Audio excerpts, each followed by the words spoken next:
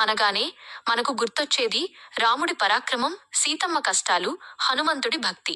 కాని ఈ మహాకావ్యంలో నిశ్శబ్దంగా ఒక మహోన్నత త్యాగం చేసిన మూర్తిమత్వం మరొకటి ఉంది. ఆయనే భరతుడు. ప్రపంచ చరిత్రలో రాజ్యం కోసం తండ్రిని ఎదిరించిన కొడుకులున్నారు, తమ్ముళ్లను చంపిన అన్నలున్నారు.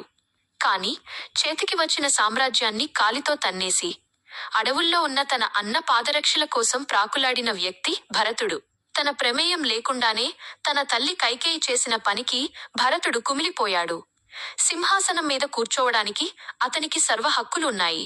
కాని ఆ సింహాసనం పైన రాముడికి తప్ప మరెవరికీ స్థానం లేదని చాటి చెప్పిన ధీశాలి ఆయన. అన్నా, రాజ్యభారం నీది, నేను కేవలం నీ సేవకుడిని మాత్రమే అంటూ అయోధ్య రాజభవన సుఖాలను వదిలేశాడు.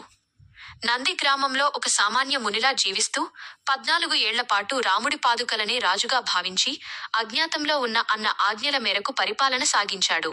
లోకం తనని ఏమనుకుంటుందో అని భయపడలేదు. తనని తాను నిరూపించుకోవాలని తాపత్రయపడలేదు.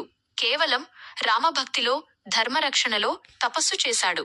అందుకే అంటారు, రాముడు అడవిలో వనవాసం చేస్తే భరతుడు రాజ్యంలో ఉండి కూడా అంతకంటే కఠినమైన మానసిక వనవాసం చేశాడు.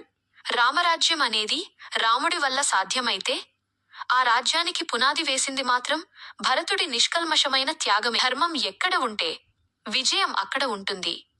త్యాగం